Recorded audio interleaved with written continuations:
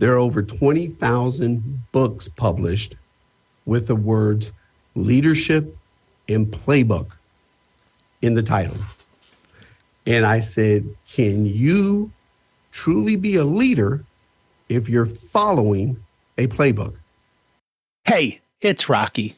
Welcome to Richer Soul. Today's guest is JeVon McCormick, who shares what it means to be a modern leader.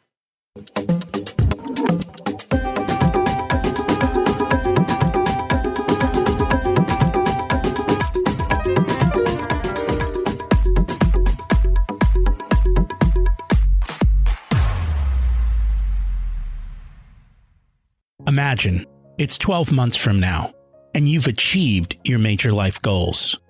How does it feel to be in the best shape of your life? To wake up energized, excited about the day? To have great relationships and friends who support you and propel you forward? How does it feel to have an excess of money, to be able to make the choices you want? To be fearless and open to trying new adventures? Imagine being connected to the universe and it providing everything you desire. It's possible over time, and your past does not dictate your future. The only thing holding you back from this vision is you. It's time to take control of our thoughts and use them to our advantage. Welcome to Richer Soul, where we achieve our dreams and create harmony to health, wealth, relationships, time, and spirituality.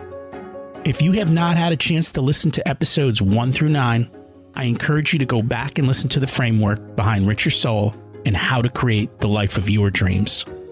You can also find all the show notes for this episode at richersoul.com. Today's quote comes from Jim Rogers. Just about every time you go against the panic, you will be right if you can stick it out. And that's the key, right? Sticking it out. The reality is great strides are made during times of disruption and being scared. Listen in as you hear many of these examples from our guest today and what he did and how he held out against the panic. I just got back from a short trip to India. It's amazing to see how different the world works in different places. Labor is not in short supply in India. It's abundant and people seem happy to work. Every morning, we had a bunch of people serving us breakfast. And by bunch, I mean actually at our table, bringing food, clearing plates, getting more coffee and tea, along with the entire staff around them. A lot of our breakfast was instantly made to order, and they've got tons of people there doing it the way you want it. It's not like that here. The same in the hotel lobby. Same thing happens when you go shopping. Service is night and day compared to what we experience in the US. What I really love about India is the ingenuity to get things done with very few resources. The vast variety of products for sale instead of the same brands everywhere. So the entrepreneurial spirit being everywhere. And they all seem happy. Well, many of them do. Sometimes it's eye-opening to look at the world from a fresh perspective. And that's what our guest is going to help us do today. You're in for a treat. I hope you're not easily offended. We're going to chat about what it means to lead your life and others if you're in such a role. And we're all in that role. Where you start is irrelevant for where you can finish if you choose. We'll chat about some of the societal pressures and how we judge based on incorrect factors. Listen in with an open mind and ask yourself, is that true? JeVon McCormick was born the son of a black pimp father and a white single mother on welfare. Poverty, abuse, eviction, and discrimination were all part of his daily life. Today, he is the CEO of Scribe Media, a multi-million-dollar publishing company that was recently rated #1 in top company culture in America by Entrepreneur magazine, and as a company that sends us guests for the podcast. JeVon's experience shaped a mindset for modern leadership and now guides his service as the CEO of a massively successful company that's redefining the world of publishing. Let's meet JeVon and hear his story. Welcome to Rich Your Soul, JeVon McCormick. It's great to have you join us today. My man, Rocky, what's going on, sir?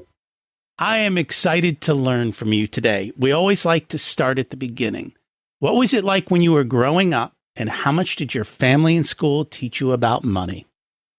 Oh, Rocky, you're going to go down that path. Okay.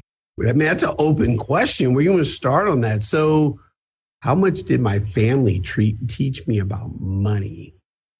So many different angles. So I'll try to give you a quick picture of this. So my dad was a black pimp in the 1970s.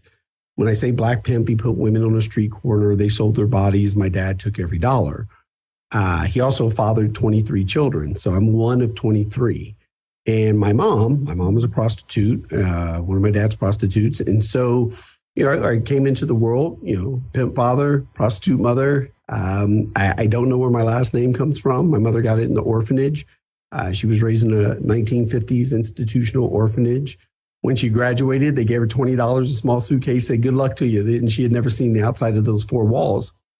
So when my mom decided to keep me and have a baby, a pregnant prostitute's no good to a pimp. So, my mom was then on welfare and we lived on welfare and went without many a day. So early on, I learned what it was like to not have money. I learned what it was like to go without eating. One of my favorite, most memorable or influential moments as a child was I received free lunch because we were on welfare. And when you got free lunch, you could not get chocolate milk. You had to get white milk. So when I would go through the line, I would always try to get a chocolate milk and they'd make me put it back and get a white milk. And a chocolate milk at the time, I'm 51, was 10 cents. And I didn't have 10 cents. So, early on, I'm learning, man, you don't have any money, you can't do shit. That is so true. So you've got an interesting backstory that kind of goes along with all of that and a lot of lessons. I'd love for you to share about that, and because it's going to take us where we go into the future about leadership. But I think it's good to have a good understanding of where this comes from. Yeah, for me, a lot of I'd say a good 85 to 90% of my leadership lessons that I've instilled or adopted, philosophies, came from how I saw how my mother and I were treated, how I saw my dad treat women. And so it really shaped a lot of my leadership lessons. Even the money part, like you said, there's a quote that I wrote down for myself. It says, growing up, I went without, so making money is how I learned to count. My kids will never know what I'm talking about. And I learned my months of the year as a kid because I knew if it was a shorter month, the welfare check would come earlier versus, like March 31st, 31 days. I knew there were probably going to be 2-3 days where it's going to be kind of tight in here. We're going to be hungry. So yeah, money became a driver for me early in life. It's if we had enough money to ride the bus, or we didn't have enough money to ride the bus and we were going to walk and it was going to be cold. Do we have enough money this week to go to the laundromat? How many loads can we do because we only have X amount of dollars? Can we shove some more clothes in one of these washers and get more out of it? And so, yeah, money became, oddly enough, money and waiting became one and the same to me. And what I mean by that is we had to wait for everything. We had to wait for the welfare check, which essentially was money for us.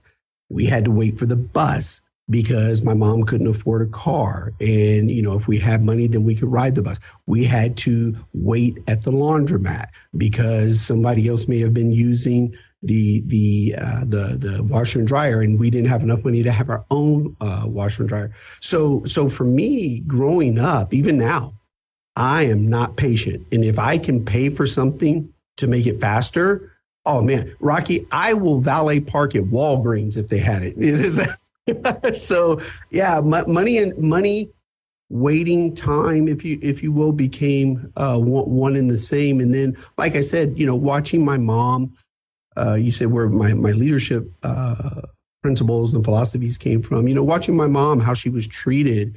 If you need to beep this out, I constantly saw my mom called a nigger lover, constantly. And I realized, I'm like, well, wait a minute. She just had a kid with a black man. Like, why is she looked at different that way? And then I saw how I was treated, zebra, Oreo cookie, chocolate vanilla swirl, half breed. So my people philosophies and leadership came so much from just watching how we were treated, and then watching how my dad treated women, as a pimp. There was no respect towards women as a pimp. So yeah, that's an overview there for you. How did you overcome all of that and create the success you've had? Ooh, wow. Throughout that, as you know, Rocky, it's never one thing. People will always say, well, what's the one thing? It's never one thing. It's several things. I'll give you a couple for me that was a big change. And it's funny, it goes right back to money. My dad had taken the pimp game to Houston, Texas. He moved from Dayton, Ohio to Houston, Texas. I was 10 years old. And when we were in Houston, we were living in an hourly rate motel. You know what goes down at the hourly rate motel. But my dad, on one occasion, drove me through a neighborhood in Houston, ultra exclusive, affluent. River Oaks is the neighborhood in Houston. 10, 15, $25 million homes. And we're driving through this neighborhood. And Rocky, I had never seen houses this big. These houses were bigger than the projects I was growing up in. And what was just crazy to me is one family lived in these homes, like my mom, dad, 2 kids, and these houses were massive. And I remember it was in that moment, my dad didn't say a word. I don't know if he was driving through the neighborhood for himself, but for me, I remember looking at those houses, Rocky, and I said, okay, one day I'm going to have one of those. And I didn't know how, I didn't know what I was going to do, but I knew I was going to have one of those houses one day. So there are little things like that along the way that were very influential of, okay, there's more out there. I got to see what's possible. And for me, that's a big problem that I have with our society right now is, kids graduate high school and we expect them to go be a productive member of society. But how am I supposed to aspire to be something when I don't even know what exists? If I grow up in extreme poverty and all I see are pawn shops, fast food, liquor stores, convenience stores, and we don't even have an actual grocery store, where the hell do I learn that I can be a tax attorney? Where do I learn that I can be a pharmaceutical rep? Like, where's that lesson? So I just find our society is the definition of insanity. We keep critiquing the same flaws, expecting a different outcome, but we're not doing anything different. And I was going to ask, do you think the exposure has changed because with social media and with so many different outlets now, people just scrolling on their phone can see opulence? I mean, half of social media is, some guy standing in front of his airplane telling you how you can be rich too, and all of that. And it's funny because I remember way back when TV started to get internationalized and people around the world started to watch Baywatch and they thought the whole of America was like Baywatch. Yeah. But I would assume today's kids are being shown that world, or is that not the case? Is that a wrong assumption? No, Rocky, I say this respectfully to you. I do believe that's a very wrong assumption. And you just actually explained why. So people watched television. You know, you and I back in the day, we watched television, and Baywatch was real because our method of consumption was television. Come to find out, that shit was far from real. And the same thing when now kids are looking on their phone. It's just on their phone, just like Baywatch. Just a different way of consuming. It's not real until you actually see it, until you are standing in front of it. And just think about this. It's like the Statue of Liberty. If you've never visited it, you saw a picture, you know it's there. But when you go stand in front of it, that's a whole different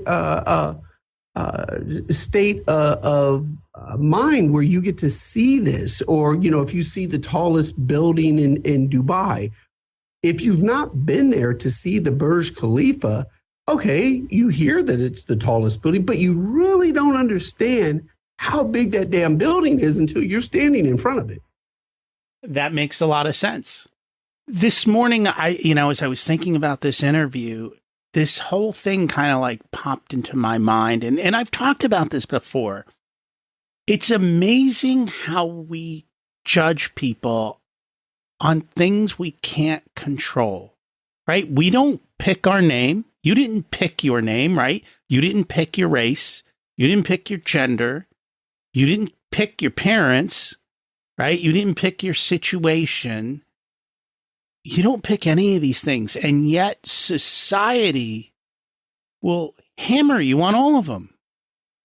Man, I say this all the time. Like, I didn't ask to be born. And here's what's sad. Now that you're talking about society, let's go down to the ugly, dirty part of this. We as a society, we will see an article, something on TV, a piece where you have this single mom and she's got 5 kids by 5 different dads. And immediately, what do? Oh, she should have known, but she should be more responsible. You know, that's atrocious. And so we're judging. Now, here's what's wild. The kids didn't ask to be born. They did not ask to be born. But here's what we will do as a society.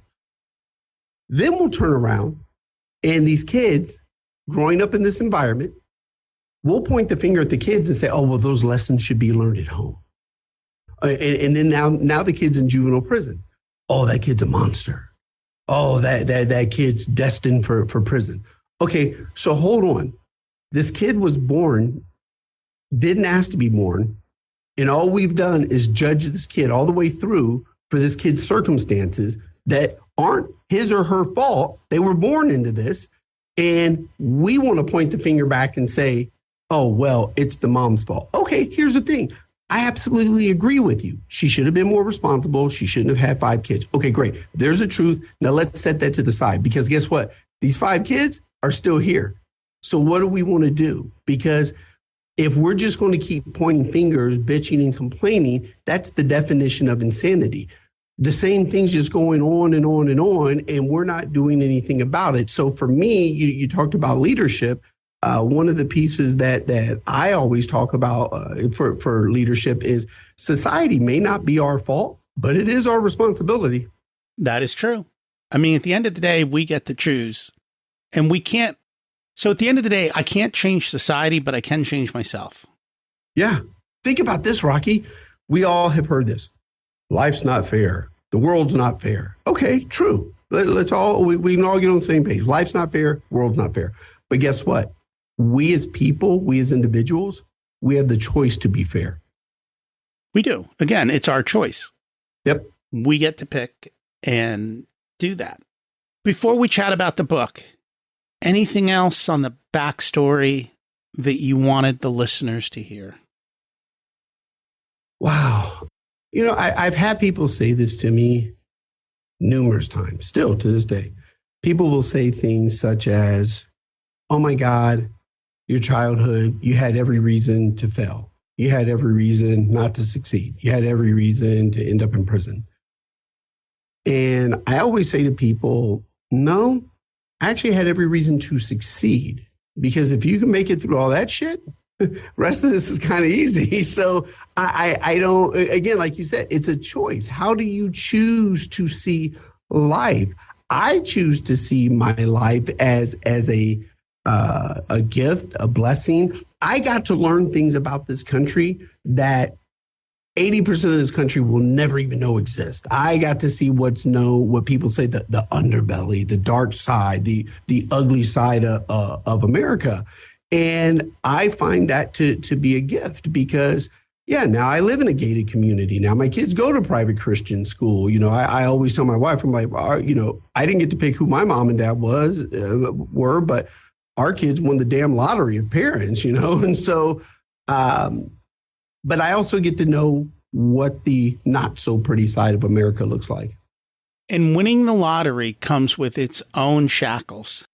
Oh, yeah. You said something earlier. You were talking about this. I find like this, we judge as a society. What's absolutely disgusting to me are people who are born into generational wealth who are highly judgmental of others. I'm like, all you did was be born. And you're going to judge someone's, pull yourself up by your bootstraps. What the hell did you pull yourself up by? You were just born. It's so, I really, I would say I despise when you have generational wealth people judging poor or low income people. And I'm like, hold on. You had an inheritance and you were born. Like, what the hell did you do? I will say a lot of them have a lot of troubles because they've never been able to actually do anything worthwhile for themselves. And so that really leaves them lacking. So my partner, my co-founder, he pointed something out to me that took me 46, 47 years to learn this lesson. And he's a white guy, blue eyes, dad owns restaurants throughout Florida. He went to the University of Chicago, Duke Law School. So the playbook, the traditional playbook, like he had it all. And he said something to me that I never had considered, because I got a GED. So for years, I would always be intimidated or feel less than with people who had, degrees and MBAs and went to this Ivy League school. And he said to me, he goes, hey, man, let me explain something to you. He goes, those people are actually more intimidated by you. And I go, what? He said, here's why.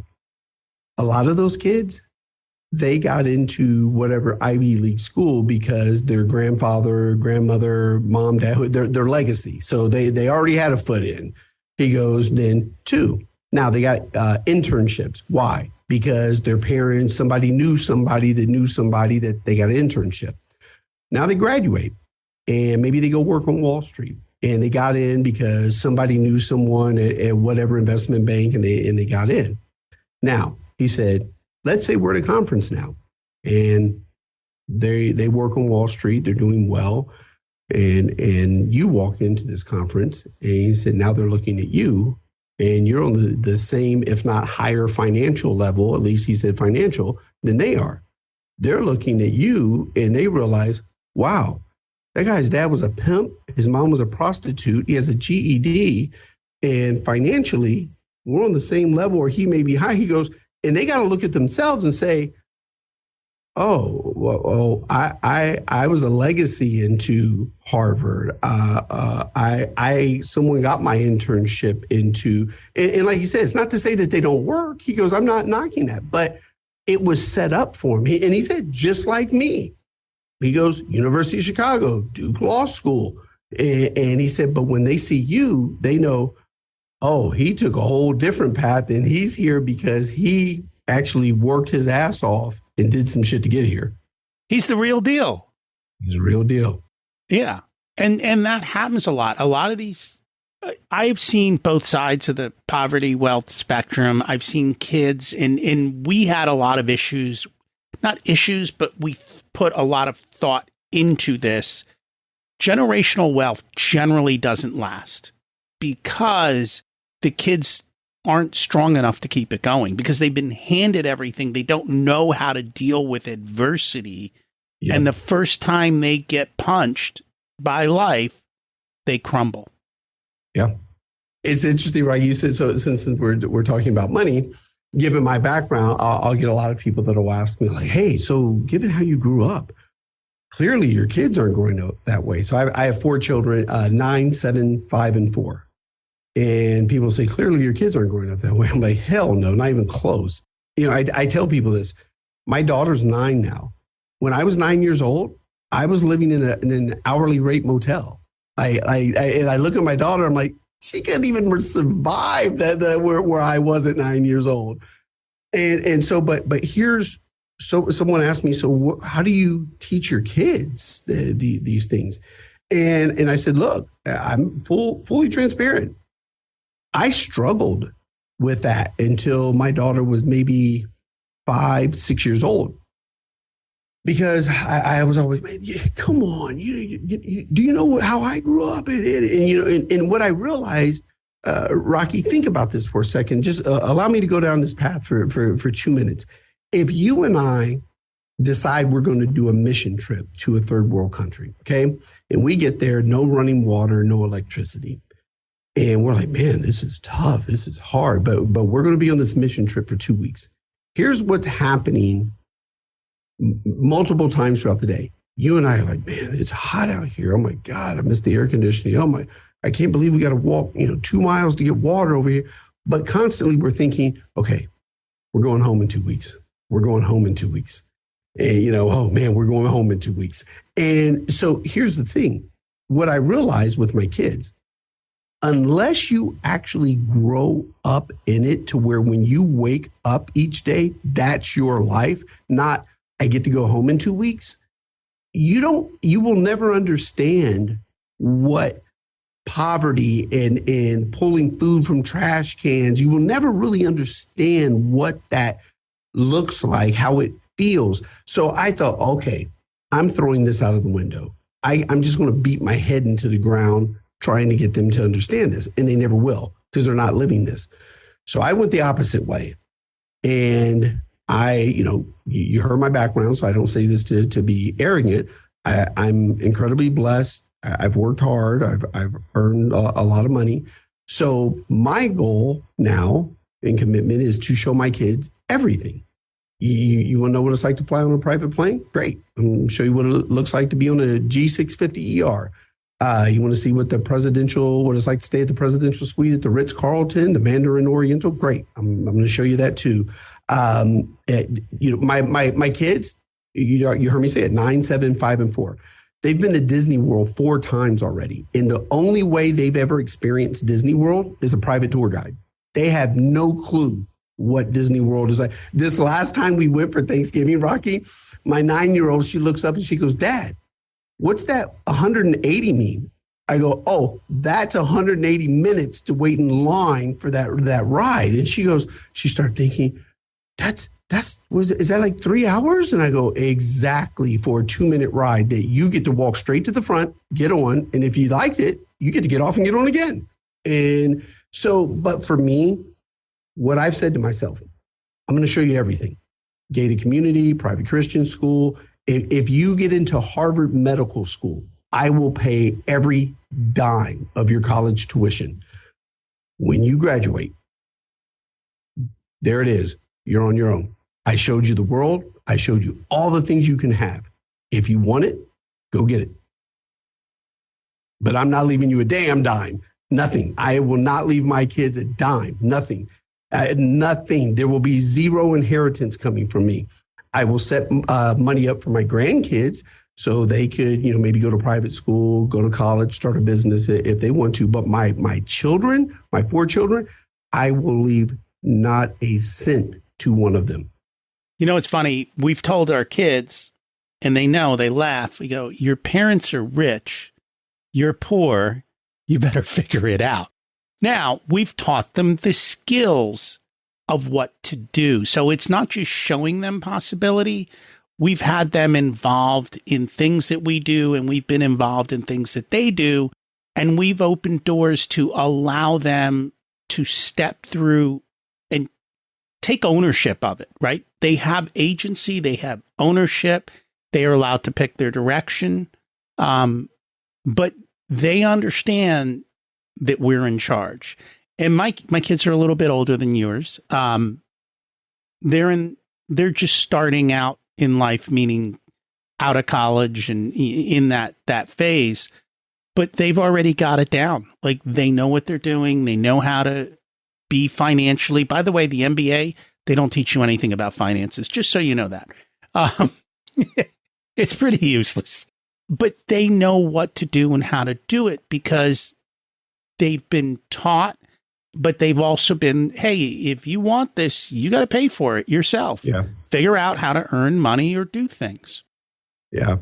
The great majority of my net worth has been made in the stock market. It's not actually been made in business. And so my children know every day we wake up, first thing we're watching CNBC, the financial channel. At night before bed, what are we watching? We're watching Bloomberg, the financial channel. And they know, okay, red means down, green means up. And so they to your point, it's not just showing them possibility, but teaching them, so they each one of them, the 9 and 7-year-old, they have stock accounts, they have trading accounts, and we log in, they look at them, and okay, what stocks would you like to buy? Disney. And if we're watching the financial and somebody says Disney, they're like, oh, what's going on? And so my 9-year-old, she can tell you that Bob Iger stepped back in as the CEO. So to your point, it's not just showing them, but you also have to teach them, hey, here's how you can do this. My Disney stock is way down. Oh man, it's way down. It's now. Here's the good part of that: the great buying opportunity. There's always that. There's always opportunities when you look for them. Always. I don't feel so bad because I bought my Disney back in '92, so I'm not worried about it. Come on, Rocky, quit complaining. I'm not complaining. I'm just saying it's down. Man. That's all. You made it sound like you bought it when it was like 180. No, I just remember when it was 180 and it was worth twice as much as it is today. Yep. That's all. We always measure off the high mark, right? Exactly. So what inspired you to write the book Modern Leader? Really, the people that I work with each day that I get to serve and support, they will tell you straightforward. They didn't even need to read the book because the 90% of the things that are in there, they hear damn near every day. So, people first, how business is done. And I question why we do some of the things we do. So I'll give you a couple examples. The term, how we describe people, human capital. Rocky, human capital? I mean, I don't know if I'm allowed to use foul language here, but what the hell are we trafficking people now? Like human capital? Like I'm not in the trafficking business. So I don't understand why we use that term. It's very ownership plantation like, and then people are our greatest assets.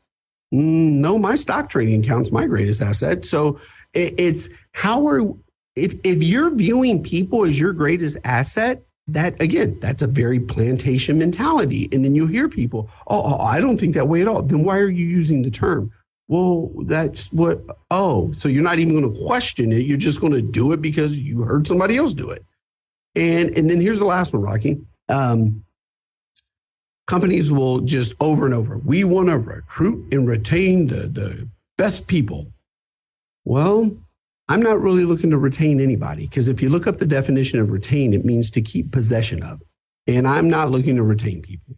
So we don't recruit and retain, we attract and provide. We want to attract the greatest people and we want to provide a phenomenal culture, phenomenal work, phenomenal pay, benefits. So we want to attract and provide. So really what pushed me to write the book was the way business is done right now. It's a broken playbook. It just, it's an antiquated playbook. It was a playbook that was developed for a certain group of people that if you fit the playbook, you got to get in. If your name was Blake Wesley, two-parent home, went to college, did all the right things, spoke the language. Okay, welcome. You can come into the playbook. But if your name was JeVon McCormick and your dad was a pimp and mom was a prostitute, you weren't getting in on the playbook. So when I started really diving down this path, and something hit me that was just mind-blowing. We started tracking the Fortune 500 in this country, the 500 largest companies in America, in 1955 is when we started tracking them. There was not a Black CEO to show up on the list until 1987, 30 plus years. And what I realized is I was like, oh man, talk about a playbook built for a certain type of people. And that really hit home because I thought, wow, 30 plus years, no Black CEO on the list. And so little things like that, just it kept pushing and pushing. And I'm like, man, there's got to be a better way to do this. And then I started realizing how hard it was for me when I started early in my career. I wanted to advance and do more than work in the mailroom and be a file clerk. So I put my little resume together. And Rocky, you remember this. This is back when you had to do work to get work. And people were like, what do you mean? You had to put a resume together and you had to cold call. You had to go out and drop it off. You had to show up at people's offices. Like you had to do work to get work. You didn't just upload and hope for the best. And so I remember I could not get a call back, Rocky. Could not get an appointment, saved my life. One day, nice white guy answers the phone and he says, hey, how'd you get a Black first name and an Irish last name? And Rocky, if you recall, I said, I don't know where my last name comes from. My mom got it in the orphanage and she doesn't know where, why, how we have this last name. So for me, I didn't focus on the fact that he said Black first name. I had heard that for years. I focused on, holy shit, my last name's Irish. Like I was like, discovery. And so, but then I hung up, Rocky, and I remember saying to myself, oh, that's why I'm not getting callbacks. So my full name is JeVon Thomas McCormick. That day, I edited myself and I changed my name to go by JT McCormick. Rocky, the next week, callbacks, invites, appointments. I cannot tell you the amount of times I showed up at someone's office and they said, JT McCormick? Yes.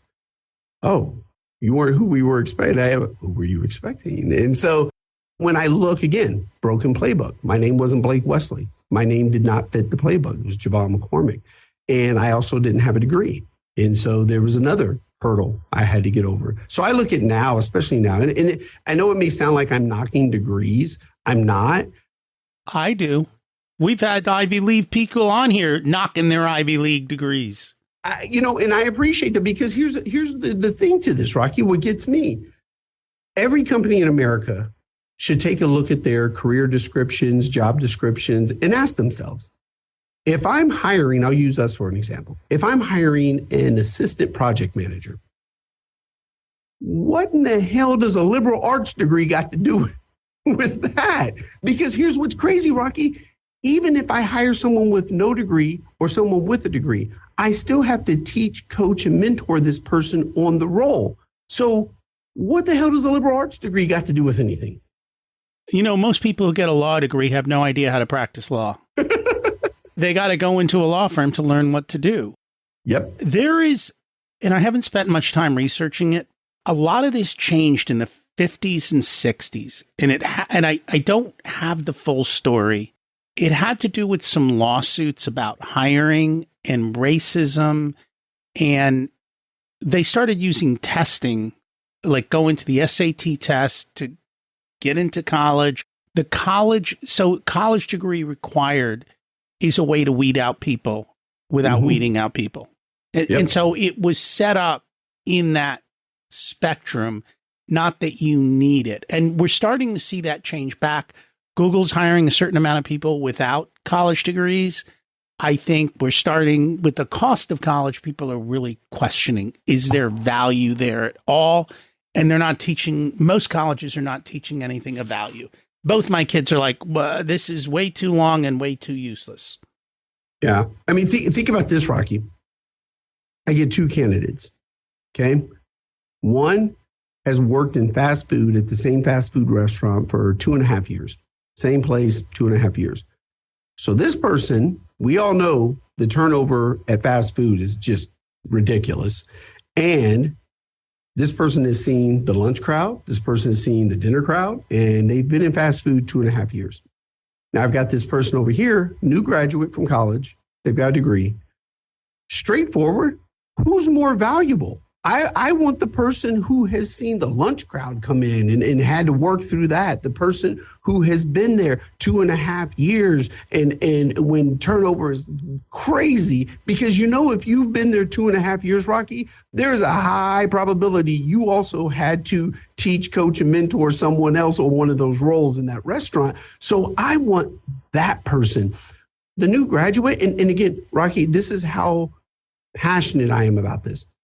If my son, I'll knock my son because people would think I'm knocking people with degrees. So my own child, if my son goes to college and I pay for it 100%, me and my wife, and he graduates, when he's there, he doesn't have to get a job. His college is paid for. He's got a little apartment, whatever. So his role is to get up in the morning, go to school, study, do it all over again. Okay. So great job, Jackson. You graduated, you got your piece of paper. Whoop-de-fucking-do, man. Dad paid for your education. What does that tell me? If you go to college and your parents pay for it and all you have to do is go to school, that's glorified high school. The only difference is mom's not there to wake you up. And you want to tout that you got a degree? Yeah, right. So, yeah, I'm like, come on, man. I don't want to hear that shit. So it comes back to the person who's working lunch crowd and dinner crowd has grit. The person sitting in a classroom may or may not have grit. I don't know. I will say when I went to college, I was always working throughout college because I wanted to make money and do those types of things. And I think I learned a lot more outside the classroom than I did inside the classroom. Oh, Rocky, I appreciate you said that. So now let me show some love to the college graduate. So we have a young lady that works here. And I remember I sat in her interview. I sat with her one-on-one. And I said, give me the biggest challenge you've ever overcome or faced. And usually I'll give some people some context into my background because I don't want someone telling me, oh, well, my dissertation paper, don't come in here with that. And so she sat back and she goes, well, when I graduated, I had all this student loan debt. And I had several friends that were like 5, 6, 7 years older than me. And I saw them still complaining about their student loans, still paying on their student loans. And she said, then I made the decision that I moved into a not so nice part of town. I got rid of my car and I started paying off my student loans. And I had my student loans paid off in 3.5 years. And immediately I stopped right there and I said, hey, you know what? We normally don't do this because we all get together and we talk about the candidates afterwards. But I want you to know ahead of time, the position's yours. Because what that told me is she took effort into making that happen. And doing something and figuring out, okay, I'm not going to live beyond my means. I'm going to pour all my money to pay these student loans off because I don't want 5 years from now, I'm still seeing. See, that's a thinker. That was so appealing. And so I celebrate that degree. You celebrate the grit that came after the degree. Yes. When did our leaders become followers? Oh, man, I'm still trying to figure that out. When they all start, Rocky, I pissed off a lot of people. So, I own a publishing company and, we've worked with 2,200 authors. So I did a post and I said, there are over 20,000 books published with the words leadership and playbook in the title. And I said, can you truly be a leader if you're following a playbook? And of course, I got some pushback because some of our authors have leadership and playbook in their titles. But I stand by that. I feel that that's the trap that so many so-called leaders have fallen into, is they're doing things just because that's the way it's always been done. And that to me is a follower. Question the status quo. Why are we doing it this way? This makes no sense to me. Whatever it is, like I said, job and career descriptions. Let's all take a step back and look. Do we really need a degree for that role? No. So why are we putting that on there? So yeah, I don't know when leaders, became followers, but I do know this, especially in our country, there is a severe lack of leadership across the country, government, schools, society, business. There is just a severe lack of leadership. I agree with you.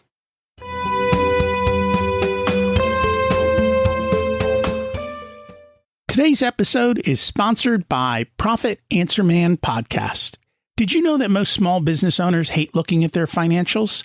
It's one reason they may struggle with business success. The Profit Answer Man podcast helps them ensure they are profitable and can pay their employees and weather the storms we all have to face. It's built on the Profit First methodology of pay yourself first. The Profit Answer Man podcast is a must listen to for every small business owner and anyone who wants to help them survive and thrive. Check it out on your favorite listening platform.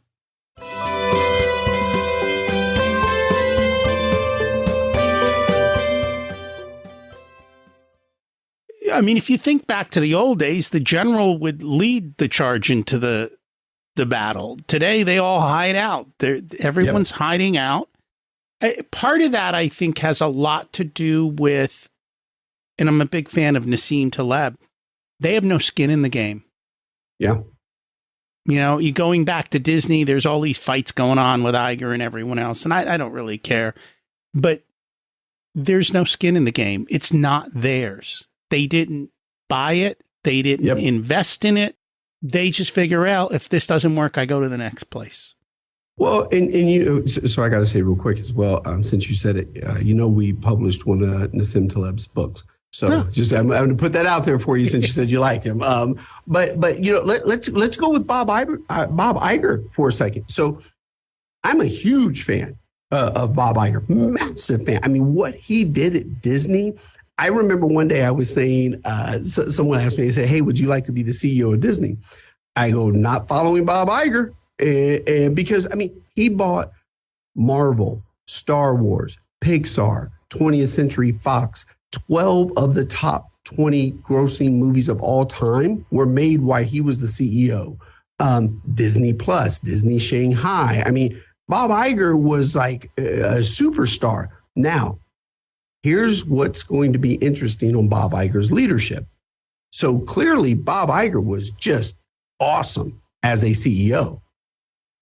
He didn't do so well on that whole succession planning when he brought in the next guy, because this guy came in, and don't get me wrong, he had challenges no one ever had to deal with before. He had COVID. George Floyd took place. And so you had that whole thing. Here's where I actually believe Bob Iger has tripped himself a little bit. Coming back in now, he reinserted himself as a CEO. And again, I love Bob Iger. I have so much admiration for him. But to me, this was a mistake.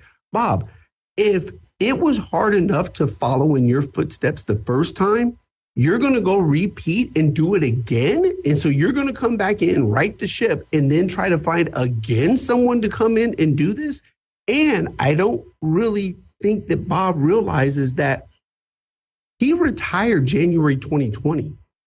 The world was a different place when Bob retired. Bob, you just walked into a whole different leadership style in society that did not exist when you were a CEO. I don't know if anybody gave him that memo. Yeah.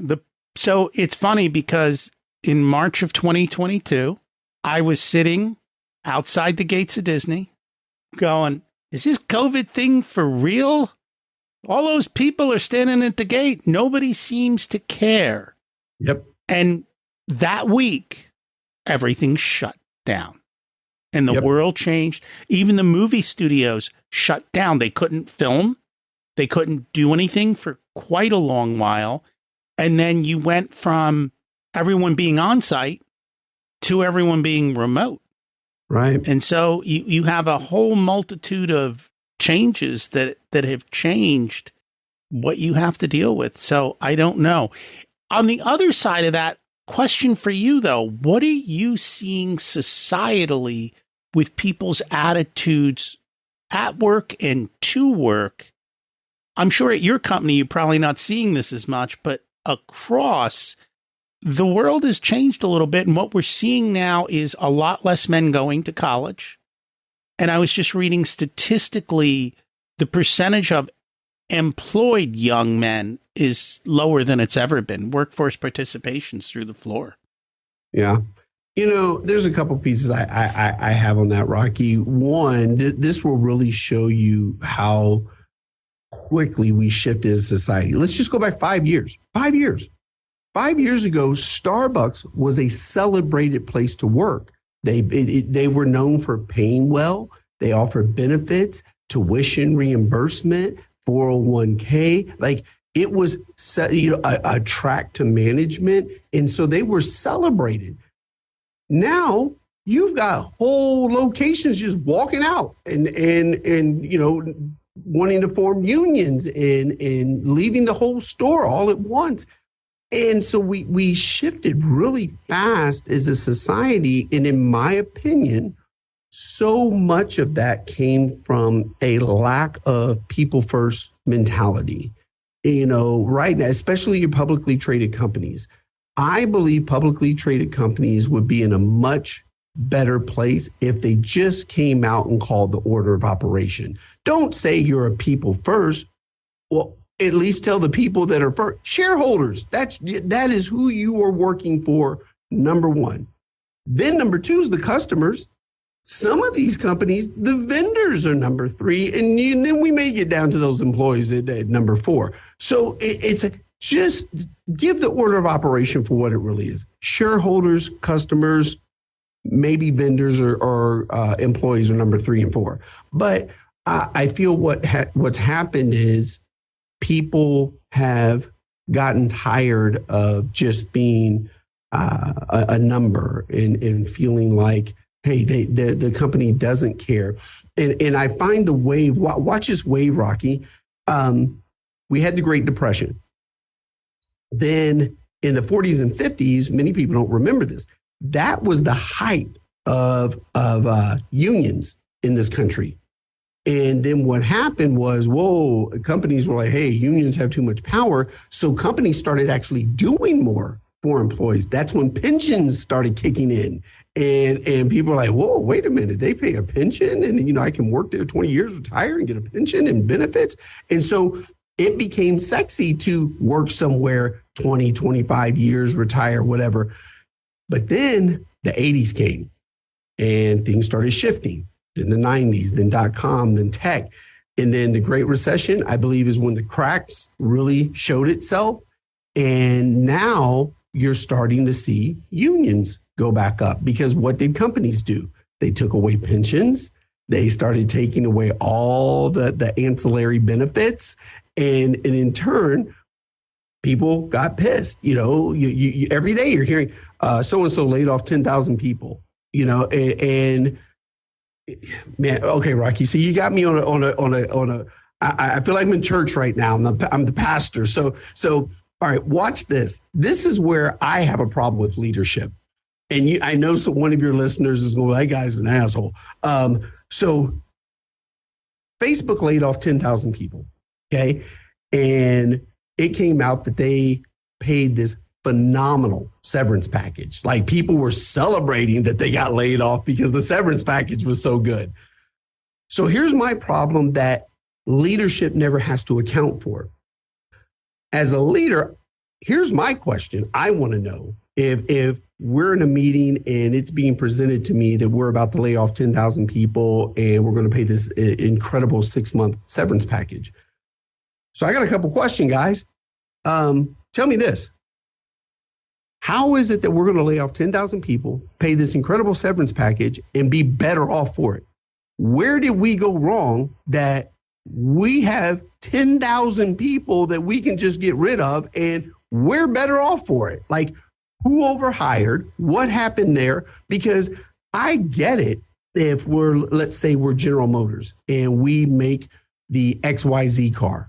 And all of a sudden, one day we said, hey, we're not making the XYZ car anymore. And we got 5,000 people who were on the line that built this car.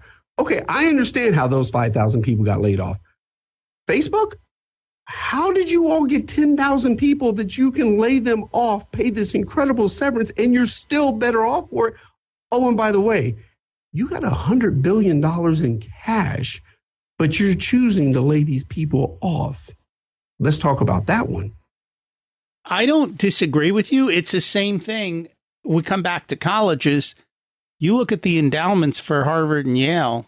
They don't need to charge tuition. A lot of people don't know this because I'm here in Austin. You know who else is in that big top 5 that quietly? University of Texas.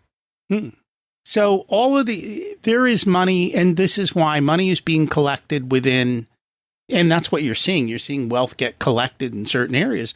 At the same point, though, I think people are willingly handing it over to others in the sense that they're buying crap. Well, I think they're willingly doing it, and this kind of goes to what you and I were talking about. They're willingly doing it because it's the broken playbook that said you are supposed to do it. And so they're willingly trying to follow this broken playbook. And you know, my last piece on this, Rocky, think about this for a second, is some people will hear me speak and think I'm against capitalism and profitability. Man, I am a capitalistic bastard. And I don't even like the word nonprofit. And so I'm all about profit because you know why? Profit pays for the 100% medical care that we have here at our company, the 100% dental plan we have here, the 401k, the emergency fund that we have in place. Profit pays for all of that. So I'm all about profitability. What I'm not for are people who hoard profits. Profitability is not bad. What's bad is what are you doing with the profits or what are you not doing with the profits? So for me, my greatest leader who I look to of all time in business was Milton Hershey. Milton Hershey set up an endowment that pays for the Hershey School to this day. And Hershey, he did it by way of the profits of Hershey. And all these kids, 2,000 kids a year, free education, free housing, backpacks, supplies, clothes, medical, dental, everything. It's all paid for by the Hershey endowment. And total to run this school each year, facilities, kids, grounds, all of it, $600 million a year. Now, watch this. There's a certain company out there that's a fruit that has $200 billion in cash stored overseas. Can you imagine if this particular company put together an endowment that then built these schools throughout the country, put all of their products in the school? Now we'll get selfish with it. They put all their products in the school. These kids become raving fans of the products. They graduate high school, go to college, whatever. Where do you think they're going to want to go work? And so what I don't understand is Milton Hershey built the playbook. He has showed us what can be done with profits. Why don't more of these companies do that? Greed, ego. Exactly. Shareholders. Well, shareholders every quarter, right? Shareholders, it was his company. It was his money. He had the choice to do with it as he chose. The only person that comes close in some semblance is Bill Gates and creating a foundation and trying to do within the foundation. And even, you know, your friend Munger's buddy Buffett is doing somewhat of the same, but not yet. But, it's coming closer to that. Yeah, you nailed it. Bill Gates comes the closest. And I mean, come on, how would you like that legacy? Hey, Bill, what'd you do? Oh, man, you were the founder of Microsoft. No, I eradicated a disease. And that's why they say that the man who started the fruit company will not be remembered in 100 years. Bill Gates will be, but not because of what his business was, right? But because of what he did outside of it. Yep. And which is why I'm sitting here talking about Milton Hershey. Yep. It's right around the corner. My kids grew up at Hershey Park at one of those things. Oh, nice. One of the things I saw you say is if you had to name one value that you see least represented in our current business environment, it's accountability. Why do you say that? Think about this. And this is all throughout society, business, government. No one takes accountability for shit. Everything is someone else's fault. It's the system. And, this person did this. When this first came to light for me, I was in the mortgage industry back in 2007 when all hell broke loose and it collapsed. And I remember, because I worked for two of the biggest offenders, Countrywide and Wachovia. And I remember when it all started breaking loose, my mother called me. She goes, "Hey, did you have anything to do with this?" And I remember I was like, a little bit. and so, but what I found mind-blowing is everyone was attacking the lenders and the banks. And I'm like, hold on. What about the people who were signing the loan documents? You knew that you walked in and applied for this no income, no asset loan, this third house that you really can't afford, but you're putting on the application you can. And it was all blaming the lenders. And I found it just mind-blowing that very little accountability came from the people who were buying it. And I used to say it's 50-50. The lenders are 50% responsible, 50% falls on the buyers. Then I switched it to 60-40. I'll go 60 on the lenders, 40 on the buyers. Because we as lenders, we knew what we were doing. But the buyers took no accountability. And part of that, and I still see it today, there is this mentality amongst people, well, if I can't afford it, the bank shouldn't loan it to me. But, right. No, hold on. If you can't afford it, maybe you shouldn't buy it. Like there's no, like I said, if something goes wrong, it's always someone else's fault. And I just, it's sad. No one takes accountability for anything. And we spin our own narratives as a society. And, we point fingers when it's convenient. I'll hit you with the last two presidents, the current and the last one. And let's be clear, I didn't vote for either one of them. I didn't vote for Trump either time. I didn't vote for Biden. Okay. So before somebody tries to say, oh my God, he's a Trumper. Nope. Didn't vote for either one of them. But here's what blew me away. We bashed the hell out of Donald Trump for how he approached the border. Maybe we were right in doing that for some of the crazy stuff that was coming out of his mouth. Okay, great. But here's what I don't understand. Biden ran on his campaign on two things, the virus and the border. It wasn't until 2 weeks ago that Biden hadn't been to the border since 2008.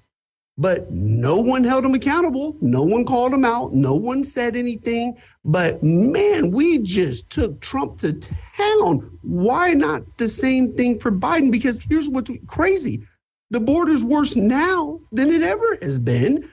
And he still hadn't been to the border. And I don't know why we don't hold our leaders accountable. I don't care left or right. That's not me supporting Trump. That's not me supporting Biden. Why don't we hold leaders accountable? We don't do that in any part of anything. And a lot of people say leaders get away with it. They'll never be found guilty. There's this resignation that we don't hold anybody accountable. And I think people are mad about that. They were mad about it in '08 when all the stuff came out. And then we forget about it when times are good. And if we go into a recession, maybe they'll remember again. But you don't see the character of leadership. And part of that is because, so this is what it comes down to. And this is the same thing I see in business. The people who are good, the people who would be great leaders, the people who would be great business people don't end up winning because they're not great marketers. We've turned into a society of marketing. So what wins today is marketing. Yeah. What doesn't win is what's good or bad. Yeah. When I talk about accountability too, someone asked me this. They said, okay, if you become a high school principal tomorrow, what's the first thing you do? And I said, I move my desk out to the middle of the hall of the school. And they said, why? I said, well, if I'm the principal, that means my role is to serve and support the students and the teachers. So I need to be visible to the people that I serve and support, not in the quote unquote principal's office. And that kind of goes back to what you were hearing me say of these old antiquated playbook, human capital, recruit and retain, humans are our greatest assets. And in the principal's office, it's got a negative association with it. If I need to have a parent-teacher conference, then, okay, I got a conference room over there that if that happens, I'll go over there. If I need to speak to a teacher, okay, I'll go over there. But I need to be in constant view of the students and teachers that I serve and support. And so to me, there again, now we're talking accountability. I got to be accountable to the people that I'm serving and supporting. Have you ever watched Lean on Me? Yeah. Joe Clark? Yeah. Who yelled at him? The parents. Yep. There's your problem. Oh, yeah. Oh, yeah. I know you know this, Rocky. I grew up, if you got in trouble in school, your parents, the first thing they said, what did you do? Now it's the parents are asking the teachers, what did you do? And I'm like, hold on. The order of operation got skewed here. It did. I don't know what to tell you. It's his life. Now, Rocky, I will say this for everything that we're throwing out. My opinion, it's easier now to succeed in this country than it ever has been because you have people now that aren't accountable, that aren't consistent, that want, instant gratification. Very few people are willing to put in that work, that effort, that over and above mentality. And so to me, it's easier now to succeed in this country than it's ever been. One of my past bosses back when I used to work would say showing up is 90% of the game. Yep. And he goes, you show up and you'll be ahead of everyone else because most people don't show up. It's been that slow side. And I agree with you. I think the opportunities in this country, regardless of your race, your gender, your this, your background, any of those things that you cannot control, there is more and better opportunity today than ever. And I think America is one of the few places where you have that ability to do that. Yep. There's a lot of other parts of the world where you don't have that freedom and that choice. Exactly. And let me be clear, Rocky, and you know this as well. Look, does the United States have flaws? Yes. Do they have shortcomings? Yes. But last time I checked, there are people right now walking 1,100 miles from Honduras trying to get into this country to create an opportunity for themselves. Man, on my worst day of being sexually molested by one of my dad's prostitutes, being homeless, being abandoned in a house, being in juvenile prison, on my worst days, I never had to stand at the border and try to figure out how I was going to get into this country to create an opportunity for myself. I was born here. So for me, my attitude's always been, I have a responsibility to be successful because, hell, I'm already here. So, people, again, want to go down the path of bashing the country. And again, hey, I'm the first one in line. Is there racism? Yes. Do we have flaws? Yes. Are there shortcomings? Yes. can you create an opportunity for yourself? Oh, hell yeah. And so, I mean, man, it's choice. How do you want to see the world? Well, I can solve that first problem. So I think we should do an exchange program for all the people who want to leave. We'll give them a ticket to Honduras, and we'll give this guy a ticket to come in, and we'll just call it a day and move on. We'll see how many people because I remember, I don't know how many presidents ago it was, where they were talking about raising taxes and so forth. And he said, you know what, we're just going to have a fund, pay more taxes, and we'll see how many people send in their money. Because everyone says they want to raise taxes on this one, do that, but nobody actually wants to do it. People want to leave the country, but nobody actually does it. People want to do this, but nobody actually shows up and does what they say they're going to do. Yep. It's funny you said that, showing up is 90% of it. I teach, coach, and mentor high-risk youth transitioning from the juvenile prison into the halfway house back into society. And when they go to their interviews, I would always tell them, hey, show up 30 minutes early. And I remember, like, I would get people asking me, not the kids, because they didn't know. I would get some of the adults asking me, why are you telling these kids to show up 30 minutes early? And I said, no one has ever been fired or missed an opportunity for being 30 minutes early. But I know a lot of people who have missed opportunities and been fired for being 2 minutes late. And they were like, oh, wow. I said, and let's take it a step further. If you showed up at my office 30 minutes early, someone's going to come tell me that you're 30 minutes early. They're going to say, hey, your 9 o'clock is here and it's only 8:30. And they're going to say your 9 o'clock's here. And I'm like, oh, man, 30 minutes early. Now, here's the next step. Now I walk into the interview with them. And if this person drops this line on me right here, they're probably going to get hired.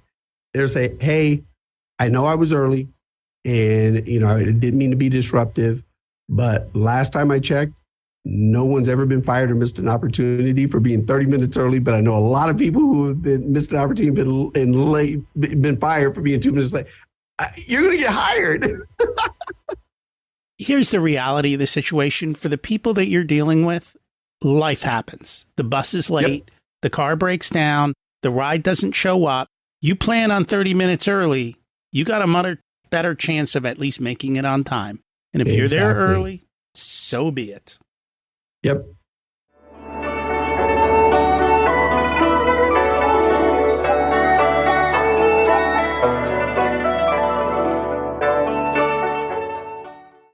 It's time to learn the secrets of life. What's your secret to living an abundant life? Oh, I appreciate that. Create your own happiness. Define your happiness. You hear people say this all the time. Man, I just can't find happiness. I keep looking for happiness. Well, that's the problem right there. You're looking for it. Like, you're not going to open the door one day, but oh shit, there you are. I've been looking for you. No, you have to create your happiness. You have to define your happiness. For me, money was a big driver growing up. But what if now someone says, hey, happiness for me is making $36,000 a year living in a tiny house out in the middle of nowhere? If that's your happiness, define the hell out of it. But the problem we have now is people aren't defining their happiness, and they're unhappy because they don't even know what happiness is, because they haven't taken the time to try to figure out, okay, what's my happiness? And it's not the shit you see on TikTok. It's the reflection in the mirror. Exactly. What did you learn later in life that you wish you would have learned sooner? Ooh, later in life, that this really would fall into leadership for me. As I got into the workforce, I was an independent contributor because I realized I could control my work ethic. I could control how hard I went, how many hours I went, how fast I went. And when I was in sales at the software company, I became really good at it. Like, I was great. And I say that confidently. And if somebody wants to say I'm arrogant, go for it, because it's not arrogant if it's the truth. I was great at it. So great, I got promoted to EVP of sales and marketing. But as that individual contributor in sales, I was toxic. Oh my God, because I should have been fired 71 different times because I knew I was good and I knew you couldn't fire me. So I got promoted, and that just made it worse. And so then I created a toxic unit, sales and marketing. But then here was the lesson. I got promoted to president. And I remember I walked in my first day as president. It was like January 2nd, January 3rd, beginning of the year. And it was like that scene in the movie The Firm with Tom Cruise, where he walks in the morning and he turns the lights on. And it was just like that. And it hit me. Oh, Rocky, it hit me hard. I realized in that moment, I was like, oh, shit. Especially because I was the president of a software company and I can't write code. I was like, okay, I'm actually only as good as the great people that I get to serve and support. And it was in that moment that I realized, oh, it is all about having great people with you. Never be the smartest person in the room. Never be the person that has all the answers. Rocky, if you ever find yourself in a room with me and I'm the smartest person in the room, man, you better run your ass. And so it hit me, and I would have liked to have learned that lesson earlier in life as far as business and leadership goes. The other one of this, and I can't leave it alone, Rocky, I really would have liked to have learned what a healthy relationship was early on in life, man. I struggled up until the age of 40. My wife now, we've been married 11 years. And up until that, Rocky, I never had a healthy relationship. I was a monster. I was derogatory. I was foul. Rocky, I was a beast. And it was because, and I don't blame, I always identify, okay, why am I like this? So I realized, oh, my dad was a pimp. Look how I saw him treat women. My mom was a prostitute. Look how she was treated. And I never saw what a healthy relationship even looked like. Now, that's not an excuse. That's identifying where it comes from. Now it's up to you to go and change your character and do something. So I would have liked to have learned that earlier in life. I think those are some wise lessons that you've learned. And I think they go back and answer some of your questions of why do we have so many toxic leaders? It's because they haven't learned those lessons. Yeah, they don't go back and look. And we keep promoting them anyway. Yep. If you were to give an 18-year-old one specific piece of wisdom, what would it be? Man, Rocky, I got to go with two. The first one we just talked about a little bit. Define success. You can only define success. You can only define your happiness. Don't let social media do it. Don't let your family do it. Don't let anyone. You can only define your success, happiness. What does that look like for you? And then with that as well, love yourself first. No matter, you should be in a look in the mirror. And if you say to yourself, oh my God, nobody loves me, you should always know one person does, you. And I always tell people, I love me some me. And because if no one else loves me, I know I love me. And that is always going to be enough. And okay, bonus. And here's the last one I would tell, especially an 18-year-old. The average person spends over 3 hours on social media a day. Get the hell off of social media. That it would be, and if you are going to be on it, it needs to be something that is taking you towards the happiness that you have defined and the success that you have defined. If you're just on there looking at dance videos, get the hell off social media. And for all you people that go to lunch or dinner and you're taking a picture of the damn thing you're eating, quit that shit. Nobody cares. Nobody cares about what the hell you just ate for dinner. And here's what's crazy about it, Rocky, is people will take a picture of their food. So you and I are at dinner. I take a picture of my food. And you never get it right on the first picture. So I got to take 3. Okay, that's a good one. That's it. So I uploaded all my social media. Okay. So I set my phone down. God forbid it starts to vibrate. So I got to look. Oh, I got a like. I got a heart, whatever. Okay. Oh, now here's the worst thing that can happen. Somebody wrote a comment. Oh, now I got to answer. I got to respond to the comment. All of this, and you and I are supposed to be enjoying one another and enjoying the meal, and I'm sitting here taking pictures and talking about this shit. Like, what is the point, people? I do not get it. That's hilarious. I get it. If people would like to learn more about you, get your book, where do they do that? Is it more? if people would like to learn more about it, if people would like to cuss you out after this. I'm on LinkedIn pretty heavily. I will share my lessons, mistakes that I've made. Even this, Rocky, I find society amazing. You've heard this, I've heard it. Everyone says we learn the most from our mistakes, but nobody shares their mistakes. What kind of shit is that? And so for me, I share my mistakes. My teaching, coaching, and mentoring style, 90% of it is sharing my mistakes. And I'm mind blown by this. You and I can go to the internet right now and find the top 10 list of what Steve Jobs did to be successful, top 5 list of what Jeff Bezos did. I don't want the success list. I want the top 10 mistake list. I always tell people, you can learn from your mistakes, or you can learn from JeVon's. It's much better to learn from his. Exactly.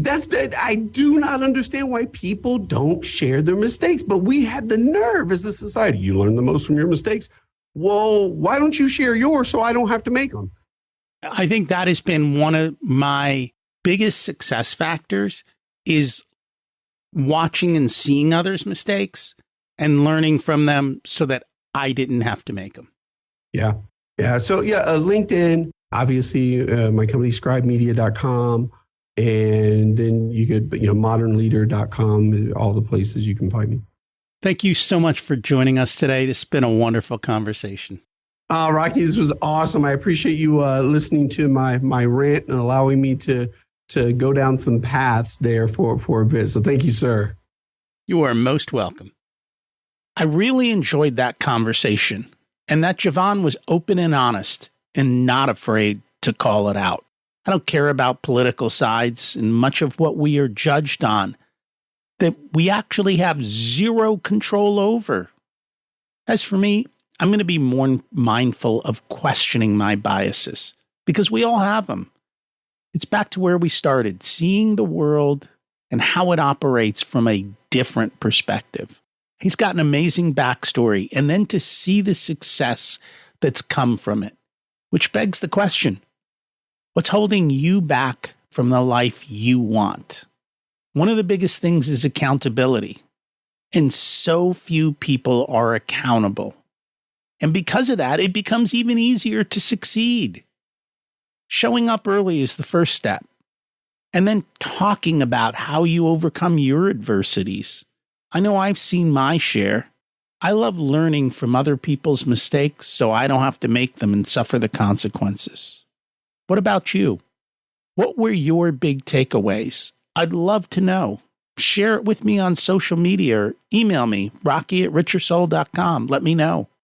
If you enjoyed or got value from Richer Soul, I'd appreciate it if you'd support it by forwarding it to friends or sharing it wherever you typically share podcasts.